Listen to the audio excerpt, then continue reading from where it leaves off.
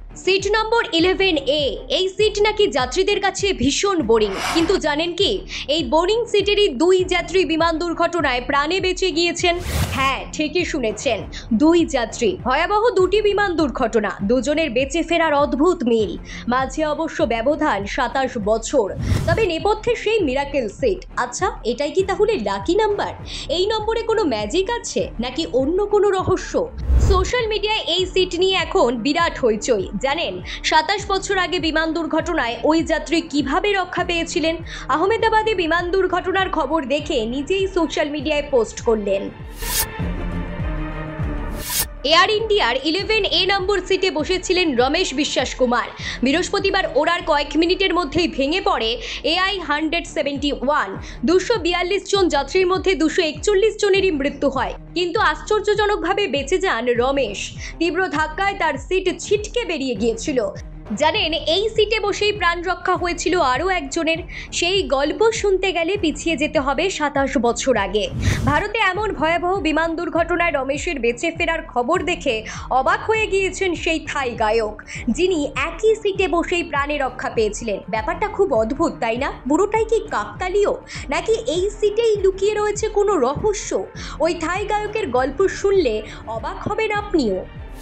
বিমানের 11A সিটটি বিশেষ পছন্দ না যাত্রীদের, কারণ ওই সিটে উইন্ডো লেখা থাকলেও আদতে বাইরের কিছুই দেখা যায় না। একে বলে উইন্ডোলেস উইন্ডো সিট। তাই যাত্রীদের কাছে এই সিট ভীষণ বোরিং। কিন্তু বাস্তবে এই বোরিং সিটটাই প্রাণ রক্ষা করেছে দুটো মানুষের। চলুন আজ আপনাদের সেই 27 বছর আগের গল্পটা বলি। 1998 সালের 11ই ডিসেম্বর থাইল্যান্ডের জনপ্রিয় অভিনেতা এবং গায়ক রুয়ানসাক লুইটজিসাকের বয়স তখন 20 বছর। থাই এয়ারওয়েজে TG261 বিমানে ছিলেন তিনি। সেই বিমান ভয়াবহ দুর্ঘটনার কবলে পড়ে। 146 জন যাত্রী ছিলেন, 101 জনেরই মৃত্যু হয়েছিল। বেঁচে গিয়েছিলেন রুয়ানসাক।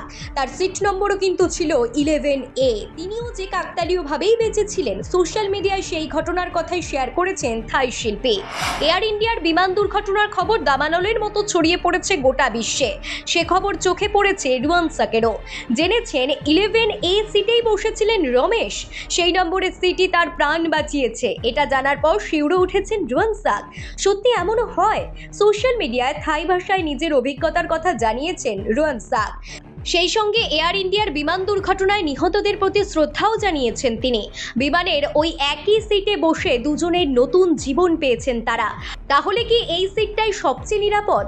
সোশ্যাল মিডিয়ায় এই নিয়ে এখন তুমুল চর্চা, কিন্তু বিশেষজ্ঞরা বলছেন আসলে বিমানে নিরাপদ সিট বলে কিছুই হয় না। একমাত্র এমার্জেন্সি এক্সিটের সামনে যিনি বসে থাকেন তার বেঁচে যাওয়ার সম্ভাবনা থাকলেও থাকতে পারে, কারণ তিনি জরুরি অবস্থায় বিমান থেকে বেরোনোর সুযোগ আগে পাবেন। আসলে সবটাই পরিস্থিতির উপর নির্ভর করে। প্রতিটা দুর্ঘটনাই আলাদা, ফলে কোন আসনে বসলে দুর্ঘটনা হলে যাত্রী বাঁচবেন তা বলা সম্ভব নয়। ব্যুরো রিপোর্ট, প্রথম বাংলা।